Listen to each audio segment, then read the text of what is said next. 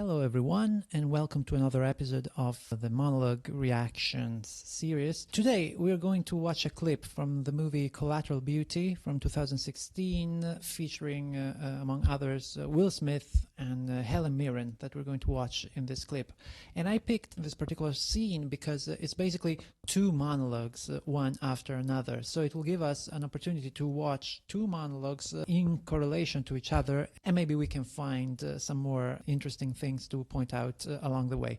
It's a very dramatic monologue. It's about death. Actually, Helen Mirren is portraying death herself. It's a beautiful performance, so let's try to watch it again and point out as many interesting things as possible, and I hope you'll enjoy.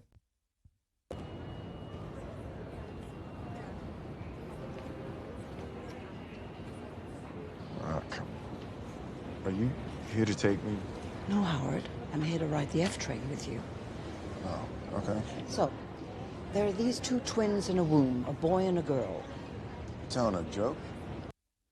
So the way she chooses to deliver this part of the monologue is very, very casual, very conversational. She jumps right into this existential topic, but in a very, very casual way, without being too dramatic. Why? Because the real drama will happen later. And so even a great actress like Helen Mirren, she goes as casual as possible in order not to overwhelm the viewer too early.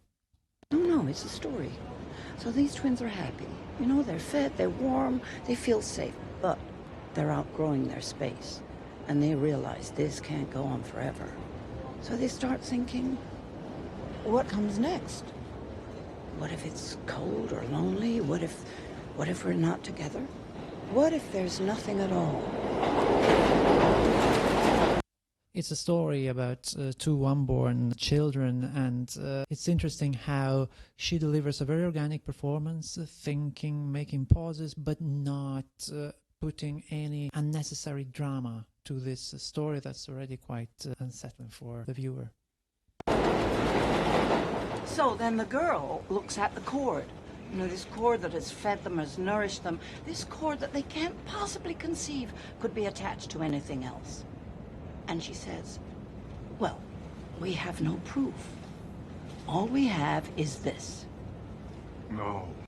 And she makes a metaphor about people still waiting to be born and not being sure that there's going to be something afterwards as a parallel to life after death. It's some sort of invitation to him to believe. And that's his response. And it's a very powerful monologue. Wow, that's deep. So it's like life after birth. Hopeful. All right, what do you want? Why are you here?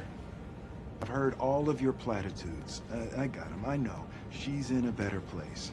And you see, every monologue has a direct listener, has a target for the communication. In this case, you're privileged enough to have Helen Mirren as a listener. She does a great job by just listening and being affected, transformed. Obviously, that makes the job of the main actor easier. The transitions, the transformations, and the emotions come out much more easily if you have a person that is really listening to you organically, and so that helps you to become affected as well. And this is all a part of a master plan. Heard that one too. Here's my favorite. God looked down and saw the most beautiful rose. So beautiful that he picked it to have it in heaven all for himself. Irony and bitterness are very strong here, and there's this expression, this fake smile, and the eyes are very sad, and it's already a very compelling performance, very vivid, very real. Then there's the science, biocentrism, and we're all living and dying in infinite universes all at the same time. And then the religion, the Christians and their salvation, and the Buddhists and their samsara, and the Hindus and their 41st sacrament. It's even hard to find the right time to stop here, because basically the actor is almost not breathing, because he's overwhelmed by the meaning of the words he's saying and by his own emotions. He runs out of breath sometimes. It really resembles a performance of a spoken word. And can't forget the poetry. Oh, the poetry. To die is different from what anyone supposed. And luckier, Whitman. And rage. Rage against the dying of the light, the wise men at their end, no dark. I really like this setting, this urban setting at the train station before and in the train right now, and that it doesn't really interfere with their communication. It's not overwhelming, but it's there. And so at this point he's screaming, he's mocking this rage, and then for a moment there is the impression that they feel, even Death herself feels embarrassed by, you know, him being over the top. It's helping this extraordinary thing to be a bit more accessible, human, as if it could happen to us while we're on a train. No dark is right, Thomas. And then row, row, row your boat gently down the stream. Merrily, merrily, merrily, merrily, life is but a dream.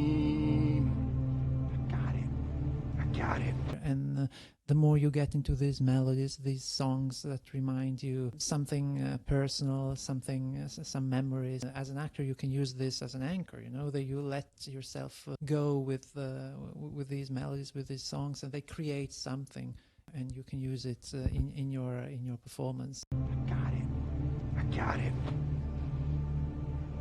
It all basically says that you're a natural part of life. We shouldn't hate you.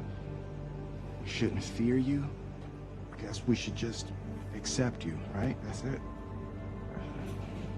Bitterness, unwillingness to accept death. You can see it's the face expression in this case. It's not his voice. Before it was the voice, the melody. Now it's his face, his way of looking away, his frustration. You can see it clearly in this still. I get it. Here's the thing. It's all a bunch of intellectual bullshit. She's not here holding my fucking hand. And Helen Mirren with this expression confirms it. Like, she doesn't have a reply to that, and that is a bit the meaning of this monologue and of this whole interaction.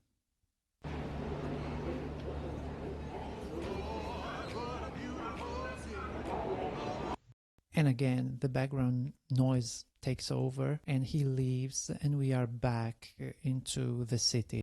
So all in all, this is a great movie, and there are many good actors in it, so it's really worth watching. And about this specific performance, we can see how even very established actors, like great actors like Helen Mirren, they are able to give away some of the attention, give away the spotlight in order to fulfill the plan of the film. In this case, she could have drawn attention much more on herself through her first initial monologue, but she delivered that in a very conversational and smooth way in order to prepare, to set up the ground for Will Smith to respond with such powerful monologues. So every time you're preparing for some role, always ask yourself, is this monologue about me? Is it about someone else? Who am I talking to? And what's my role in the story? This Will Smith performance was memorable also thanks to his listener, and Helen Mirren was there to listen and to influence positively his performance. There would be so many great things to say about this clip still, but I want to keep it short. So if you want to watch the monologue without interruption, please check the link below. Thank you very much for watching. Please post comments, questions, observations, and they're always welcome. Thank you very much, and I will see you next time. Bye-bye.